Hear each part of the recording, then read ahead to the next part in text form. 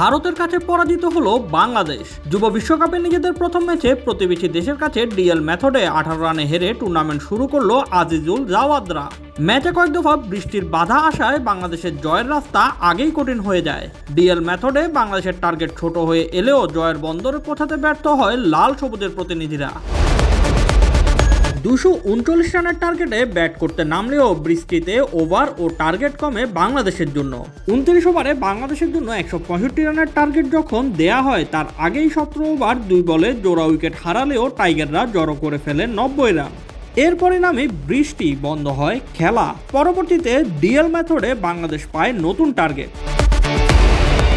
ব্যাটিংয়ের শুরুতে বাংলাদেশ হারায় সহ-অধিনায়ক জাওয়াদের উইকেট। 3 বলে 5 রান করে সাজঘরে ফেরেন তিনি। তার আরেক ওপেনিং সঙ্গী রিফাত শুরু থেকে ছিলেন মারমুখী। 37 বলে 37 রান করতে তিনি 4টি বাউন্ডারি ও একটি ওভার বাউন্ডারি মারেন। তবে রিফাত ফিরলে কিছুটা গতি কমে বাংলাদেশের। বৃষ্টির পর কালামজীবন দ্রুত আউট হলেও 50 তুলে নেন অধিনায়ক আজিজুল হাকিম তামিম।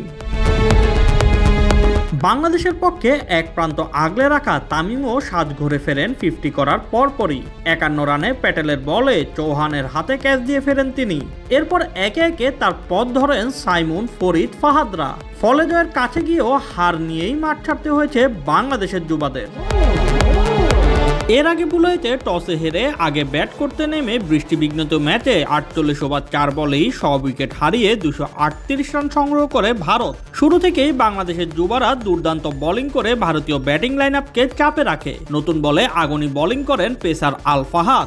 একাই 38 রানে 5 উইকেট শিকার করে ম্যাচে বড় প্রভাব রাখেন এই ডানহাতি পেসার। তার সঙ্গে স্পিনারদের নিয়ন্ত্রিত বোলিংয়ে ভারতকে 250 আগেই আটকে দিতে সক্ষম হয় বাংলাদেশ।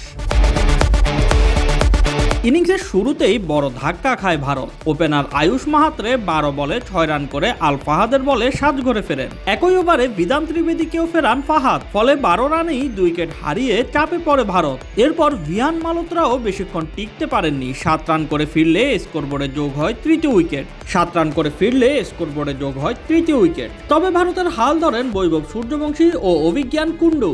দুজন মিলে ইনিংস গুছিয়ে নেওয়ার চেষ্টা করেন। সূর্যবংশী খেলেন 67 বলে 72 রানের ঝকঝকে ইনিংস। অন্যদিকে কুন্ডু ছিলেন আরো দৃঢ়। 112 বলে করেন দলের সর্বোচ্চ 80 রান। তবে এই দুজন ছাড়া আর কোনো ভারতীয় ব্যাটারি উল্লেখযোগ্য অবদান রাখতে পারেননি। বাংলাদেশের বোলিংয়ে ফাহাদের পাশাপাশি কার্যকর ভূমিকা রাখেন ইকবাল হোসেন ইমন ও আজিজুল হাকিম তামিম। দুজনেই 2টি করে উইকেট শিকার করে ভারতের ইনিংস গুটিয়ে দিতে গুরুত্বপূর্ণ অবদান রাখেন।